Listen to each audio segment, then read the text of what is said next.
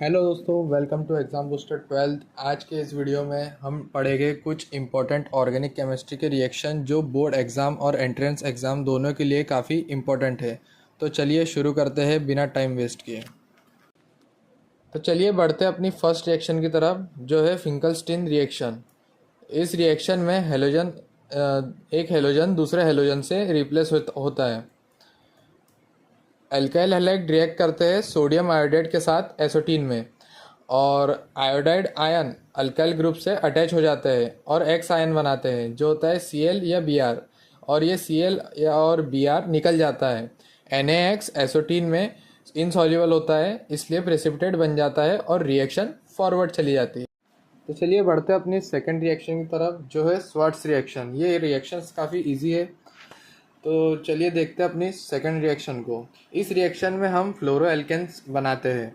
Silver fluoride use होता है जो हेलोजन को रिप्लेस करता है फ्लोरीन से, और मेटल कैटलिस्ट जैसे एंटीमोनी पेंटाक्लोराइड भी यूज़ होता है। तो यही थी हमारी सेकंड रिएक्शन तो मैंने आपको नोट्स में दे ही दी है, तो यही था इसका एक्सप्लेनेशन। अब बढ़ते हैं अपनी थर्ड रिएक्शन की तरफ, जो है वॉट्स रिएक्शन। इसमें दो एल्काइल हैलाइड्स कंबाइन करके एक एल्केन बनता है। सोडियम यूज़ होता है ड्राई ईथर मीडियम में, और हेलोजन्स निकल जाते हैं और सोडियम 2R ग्रुप्स जोड़ता है। तो यही थी हमारी थर्ड रिएक्शन भी। तो जो हमारी फोर्थ रिएक्शन है वो है सेंडमेयर रिएक्शन। इसमें डाइजोनियम सॉल्ट से एरिल हैलाइड बनते हैं। N2 ग्रुप निकल जाता है और Cl या Br आता है कॉपर क्लोराइड के थ्रू। इस रिएक्शन में नाइट्रोजन गैस भी रिलीज होती है। ये थी हमारी फोर्थ रिएक्शन। तो चलिए देखते हैं अपनी फिफ्थ रिएक्शन को, जो है विलियमसन ईथर सिंथेसिस।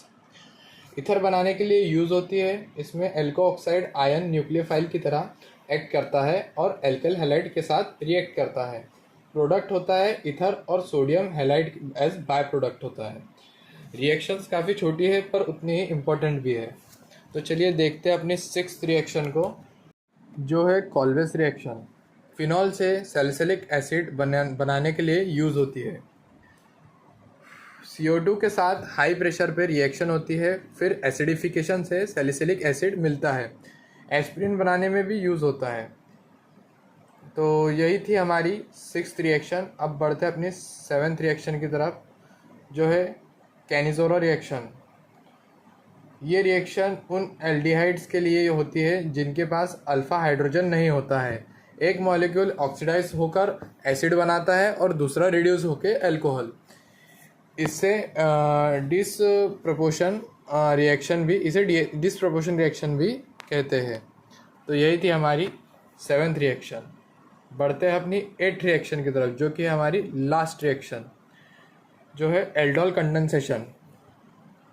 एल्डिहाइड्स या कीटोन्स के बीच होती है जिनके पास अल्फ़ा हाइड्रोजन होता है। दोनों मॉलिक्यूल्स मिलके बेटा हाइड्रोक्सी एल्डिहाइड बनाते हैं।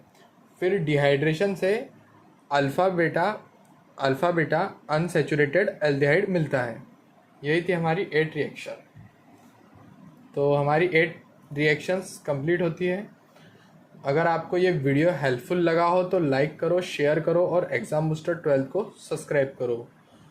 मिलते हैं नेक्स्ट वीडियो में एक नए टॉपिक के साथ। Happy study. Thank you.